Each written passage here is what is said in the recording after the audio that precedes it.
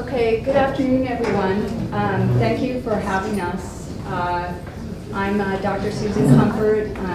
As Cindy mentioned, I'm with the English department, which is always a surprise to people that I'm involved with the Sustainability Studies program and that I'm in an English department. And it's because I'm interested in the social and cultural dimensions of sustainability particularly, but also the broad picture. Basically, what I'm going to do is just provide an overview of our program, its beginnings, some of the things that we do, and where we're going in the future. And there are actually people here in the audience who are involved in the Sustainability Studies program. I see at least 3 faculty members. I just want to emphasize that this has been a collaborative effort from the very beginning. I'm just one person in this program. Without the other people in it, the collaboration, the community, the cooperation, has been essential to its founding. So I'm just going to talk a little bit about that. The IUP Sustainability Studies minor is now completing its 2nd official year at IUP. I'm happy to announce that we currently have 25 student minors in just 2 years, with 30 minors included, including those who have already graduated. We have 17 faculty who are active on our board, representing 11 departments and 6 of the 7 colleges at IUP. So our program is growing and promises to thrive as an important catalyst for conceptualizing and implementing sustainability initiatives.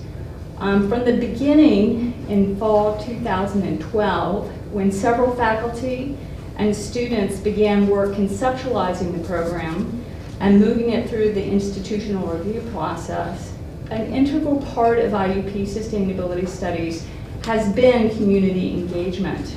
As many of us will no doubt recall, the years from 2010 to about 2013 in this region experienced a fracking boom.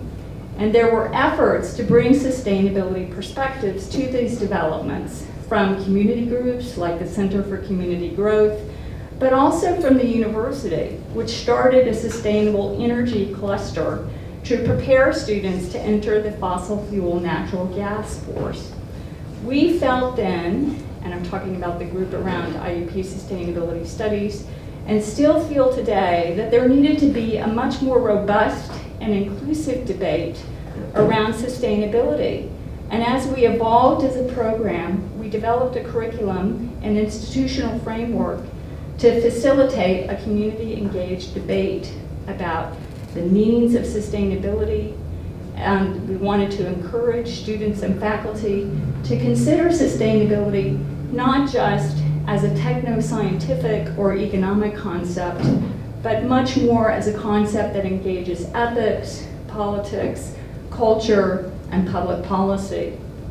Let me explain then how our curriculum works. As you can see from this slide, we're an 18-credit minor, which is true for all of the minors at IUP. And we have, and I'm having trouble seeing it. Can I pick this up here? Okay. Yeah, we're an 18-credit minor. We have 1 required core class, Sustainability Studies 201. We address the challenges of sustainability through an interdisciplinary framework of courses that is divided into 3 clusters. The first cluster we call Ethics, Culture, and Society. The second is Natural Sciences and the Environmental Stewardship. And the third is Environmental Policy and Economics and Law. And we also have a capstone experience, which the goal of which is to encourage students to synthesize the knowledge that they've gained from taking the courses in these different areas. So I'm going to talk a little bit more about that curriculum. Okay, as part of our curriculum, and you can change the slide here, we want students to consider different definitions of sustainability and start working on their own definitions as well. And of course, this first definition is going to look familiar to people because it's already been quoted 2 or 3 times here Today, it's from the World Commission on the Environment from 1987, which was published under our Common Future, which defines sustainable development as development that meets the needs of the present without compromising the ability of future generations to meet their own needs. And of course, we think that that's a core existential, as someone talked about it earlier today, definition of sustainability. But we also consider social justice to be a crucial component of sustainability.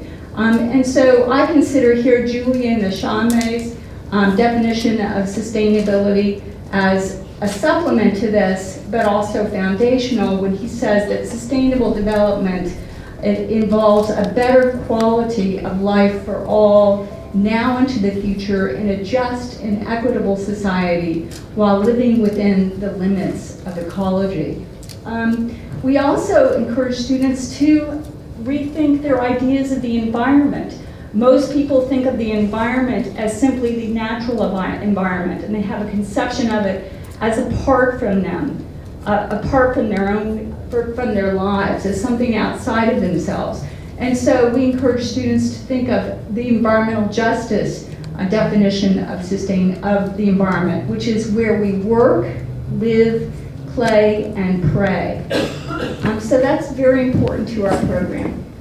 We also look, and if you could switch the slides, we also introduce to students that there have been diverse environmentalisms, that the environmental movement is not and has never been a singular movement. I give you here just 4 major formations of environmentalism, just to give you a brief sampling of how diverse environmentalism has been. Of course, mainstream environmentalism, which is environmentalism that aims to change society for better living without changing the basic structures of social life. Then there's something called deep ecology, which is an environmental approach to human settlement that should be with nature and not against nature. And it's actually from deep ecology that we get lots of our definitions and understandings of sustainability today. There's something called social ecology, which understands that nature includes human beings and that environmentalism must address humanity as part of the natural world.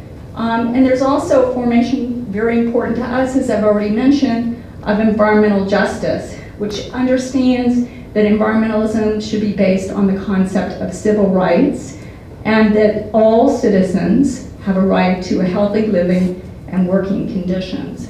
The minor, as I said, I'm going to get to that in a minute. The minor, as I said, consists of this menu of courses, this interdisciplinary framework, and our intention behind it is to encourage students to connect knowledge of sustainability issues and problems that they gain in the humanities, the social sciences, and the natural sciences to realms of planning, public policy, and law where solutions may be explored and debated. In other words, we want our students to learn that the origins of our sustainability crisis lie in cultural attitudes and norms, social structures, and ecological processes all interlinked, and thus in learning these connections, these students are much more able to evaluate the possibilities and limitations of solutions. At the same time, students are also encouraged to recognize repressed and undervalued cultural knowledge and social traditions in our readings and in their own lives. And speaking of undervalued and not typically recognized, is that there are practices in sustainability that have existed in this community in Indiana for many, many years and have gone unrecognized as sustainability. When I first moved here in 1994, there was a farmer's market, for instance, on North 7th Street, where IRMC Park is today. And so my first experience of a farmer's market was not in trendy Austin, Texas, but in Indiana, Pennsylvania. And so that's something that students begin to realize and recognize when they look back at their own family traditions their traditions from towns that they come from, that, hey, we've already been practicing sustainability. This is not a strange and new thing. This is something that we should cherish, we should embrace. Okay, so I'm just going to talk a little bit more about some examples of how we teach this interconnected concept of sustainability. In the Sustainability Studies Class 201, for instance, we discussed deforestation in Kenya through the analysis by Wangari Maathai. And many of you, you can switch the slide, may remember Wangari Maathai. She died a few years ago. She was a Nobel Peace Prize recipient, and she was recognized with that prize for winning, for starting a movement consisting mostly of women called the Green Belt Movement. She actually received scientific training here in the United States, and she was part of a group of Kenyans that came over, you might want to know, that also included Obama's father. But she received scientific training in the United States and returned to Kenya and was a practicing scientist with the government.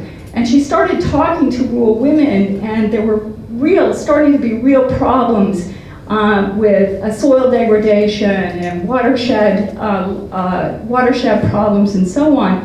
And she realized that what needed to happen, and the root of the problem was deforestation, is that people needed to plant trees. And she started a movement called the Green Belt Movement. So what she did was use her scientific knowledge, right? And revalue cultural traditions at the same time and start a social movement. And it's for that she was recognized, but it's in her life that we can start to make those connections. To cite another example, one student in our program is now researching initiatives to transition to a sustainable economy through renewable energy. And as part of it, she is examining how, even as there are promising developments, cultural attitudes and norms about consumerism are persistent, about rampant consumerism are persistent, and this is a problem that will seriously hinder a green transition. For this student also, her knowledge of environmental justice, which is the disproportionate distribution of water and air pollution from resource extraction and industrialization onto rural people, particularly the less well-off and people of color in sacrifice zones, the knowledge of environmental justice has really opened the students' eyes to the significance, but also the limitations of local-only focus and quick technical fixes to sustainability problems. She is wrestling with these issues, realizing that what is needed are profound cultural, political, and economic changes, all interconnected, to ensure that people demand social investment as well as jobs and are able to gain skills and knowledge, but also legal means to assert their own decision-making power in these larger systems of economic development. As well as our curriculum, and in addition to our curriculum, we've also done a lot of programming. We've been in existence, as I said, for 2 years now, and before that we did programming prior to the formal establishment of sustainability, the sustainability minor. We have brought, for instance, speakers from Melissa Troutman, the filmmaker, to Thomas Lindsay, the founder of CELDIF, that's the Community Environmental Legal Defense Fund. We've brought speaker Greta Gard to talk about climate change and its impact on women in particular, and you can change the slide. And we've also featured our local faculty members. Here is Dr. Ilario de Molina speaking to students on environmental justice, as I recall. We brought Dr. Joylet Portlock, who's in Pittsburgh, and she talked about her popular education initiatives to educate the public about climate change. So we've had a variety of programming. And I know that I haven't met Jim Price before. Is he still here? And we've just, because of Jim Price's work with Peter Broad, we've just now placed our first intern through geography and planning. with the borough, and we're very proud and pleased about that. And we're making other contacts to place interns in the community at the borough level, but also at the county level. So that's just a little bit about IUP sustainability studies. I'm happy to answer any questions that people may have. So thank you. Thanks.